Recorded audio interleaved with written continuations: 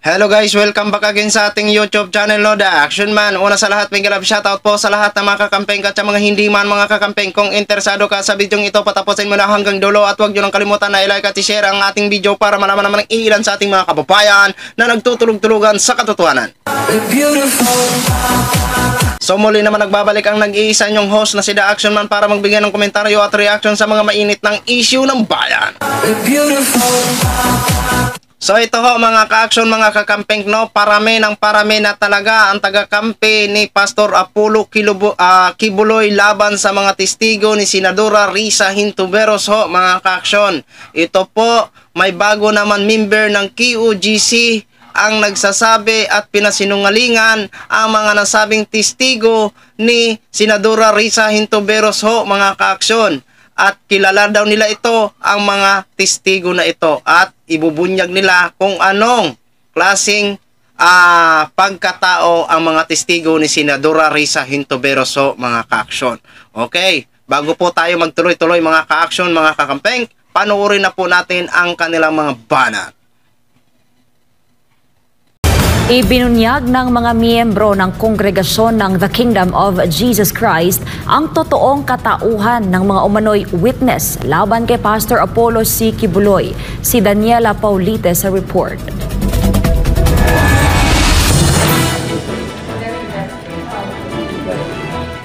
Ganito ang senaryo sa pagdinig ng Senado sa pangunguna ni Senadora Risa Hontiveros noong araw ng Martes, January 23. Animoy mga inabuso sa loob ng simbahan, panghaharas at iba pang mga paninira ang ipinupukol nila sa head minister ng The Kingdom of Jesus Christ na si Pastor Apollo C. Kibuloy.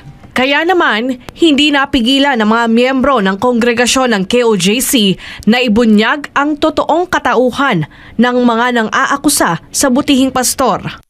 Alam namin ang mga kabulastugan at mga kababuyan na ginawa niyo dito sa loob at lumabas kayo kasi ayaw niyo magpa-correct, ayaw magpa-disiplina sa mga ginawa niyong kahayupan dito sa loob. Ngayon dyan, binabaliktad ninyo at nagpa-victim effect kayo. Tingnan natin. Dumiretso, huwag nang dandan sa Senate, doon tayo sa korte so that we can present also our evidence. Ganun lang yan kadali. Trial by publicity lang naman dyan sa hearing na yan. Doon tayo sa korte para malaman natin at mabubunyag anong klaseng babae kayo. Nangalanan ng mga miyembro ang mga witness sa naturang pagdinig na sina alias Amanda, si alias Jerome, si alias Sofia, si alias Nina at si Arlene Stone. Pare-pareho ang komento ng mga miyembro ng kongregasyon. Nakilala ng mga ito ang totoong pagkatao ng mga itinuturing ni Hontiveros na umano'y witness. Anila, alam nila ang mga kalokohan at totoong record ng mga tinatawag rin nila bilang peking witness. Alam mo, yung mga pastoral kasi, eto na ha, trained dito yan sa kingdom to become future leaders. Hindi naintindihan ng mga baguhan pa lang, tapos nung lumabas, kasi nagkasala dito, kinoreksyonan, lumabas. Tapos ngayon, kung ano-ano pinapahid din yung mga accused kay pastor, na-dismiss naman yung kaso nito mga to eh. Itong si Amanda, kilala ka namin. Ito lang ang question sa kanya. If you are really raped on September 1 daw kasi siya ni-rape 2014, why didn't she tell her sister right at that day? Why she did not go to the police? She did not let her self-examine. Wala. Sumasaw-saw pa itong mga Ukrainian na to. Balik nga kayo doon sa lugar niyo. Tingnan natin ano yung mga buhay niyo. Kung hindi kayo tinulungan ng Kingdom Ministry, naku, ang baba ninyo. Minahal namin kayo dito. Kasi love one another dito.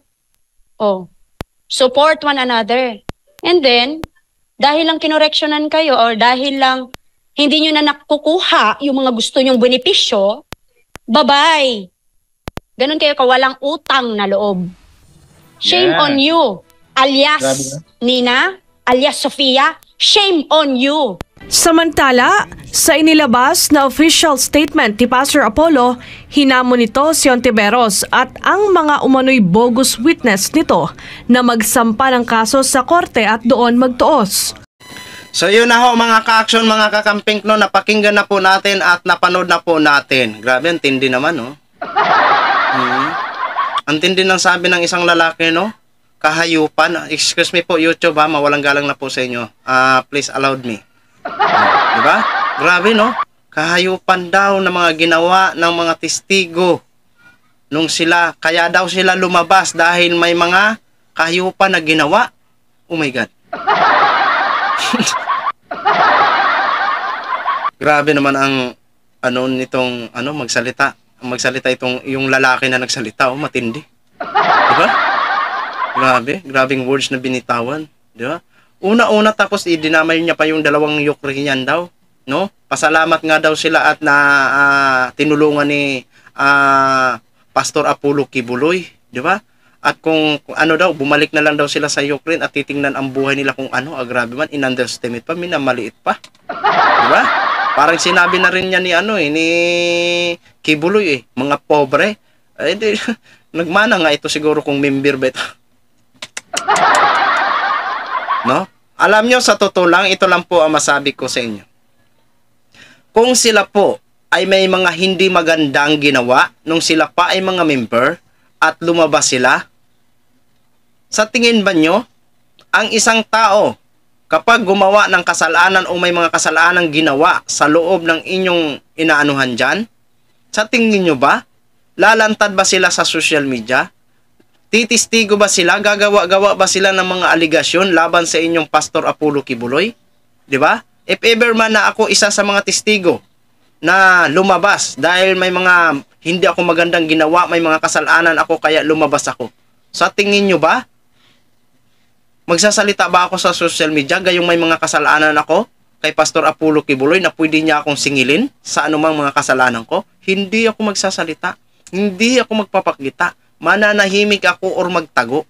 Pero yung mga tao na yan na nagwi-witness at nagrereklamo kay Pastor Apollo Kibuloy, hindi po yan gawa-gawa ang kanilang mga kwento. 'Di ba? Kaya nga po, para mapatunayan, para mapakinggan ang side ni Pastor Apollo Kibuloy at masagot ang mga aligasyon ng mga nasabing nagrereklamo sa kanya, humarap po kayo.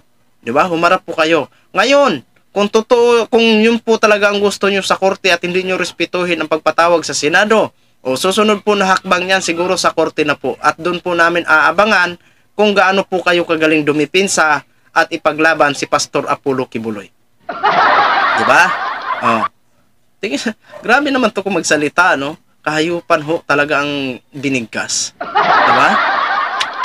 Mana-mana lang yan. Sabi nga ng mga mana-mana lang yan. Di ba? Oh, sige. Yung mga total parami na kayo ng parami.